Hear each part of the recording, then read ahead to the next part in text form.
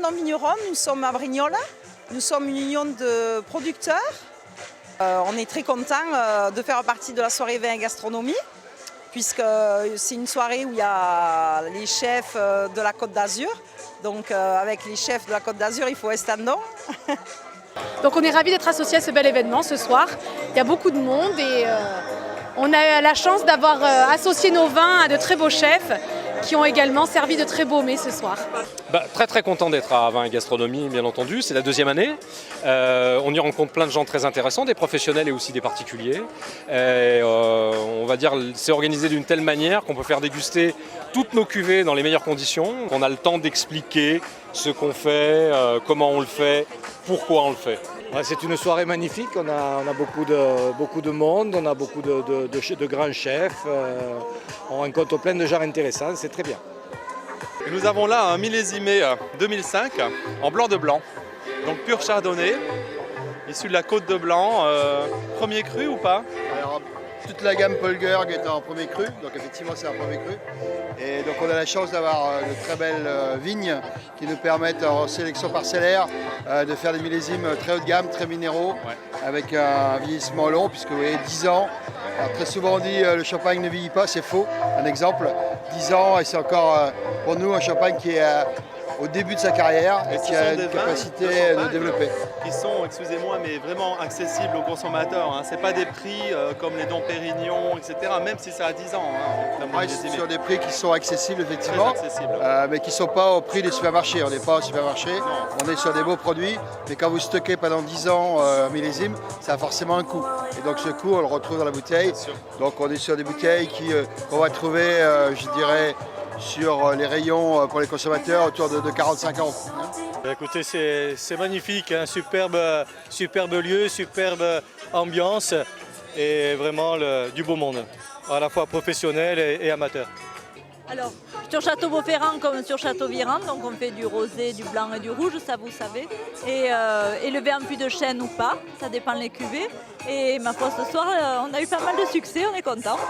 C'est très bien. Et il y a l'huile d'olive aussi. Hein. Voilà, justement, j'allais y venir. En ce qui concerne l'huile d'olive, je sais que vous êtes une experte en la matière. Si vous pouvez nous en parler un petit peu, parce que l'huile d'olive, c'est pas mon fort.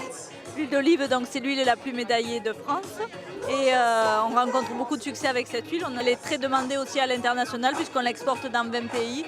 Et c'est une huile de type fruité vert avec beaucoup de caractère. Vous faites une grosse quantité d'huile d'olive? Une année normale, oui. Une année comme cette année, non. Mais comme on est français 100%, donc on reste avec notre petite quantité. Et voilà. Écoutez, je pense que la soirée est très réussie.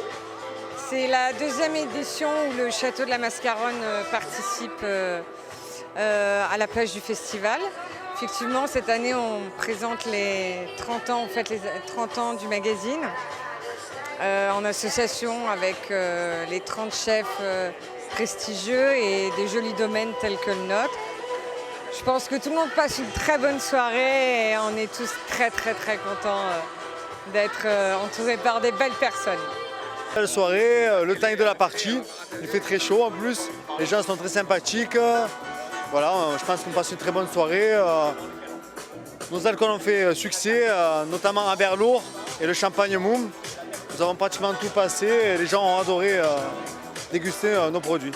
C'est un domaine familial dont je représente la 4e génération. Et donc on a un peu plus de 100 ans d'existence. Et le secteur de Cannes-Nice a toujours été pour nous notre secteur de vente, je dirais, privilégié. Et donc c'est normal d'être là pour entretenir les relations avec les gens avec qui nous travaillons et nos clients. Voilà. Domaine Baron d'Escalin, donc sud de Montélimar, appellation Grignan-les-Adémars, donc sur du rouge et du rosé, sur un terroir d'exception, sur des galets roulés. Donc c'est la première année auquel nous participons à cette soirée. Beaucoup de monde, assez intéressant, quelques contacts au niveau des professionnels. Donc les chefs ont bien apprécié, donc à suivre, voir si effectivement ils vont vouloir collaborer avec nous ou pas. Le domaine de l'Anglade est situé sur la commune du Lavandou. On produit un vin blanc, 2 vins rosés et 3 rouges, exclusivement en IGP mort.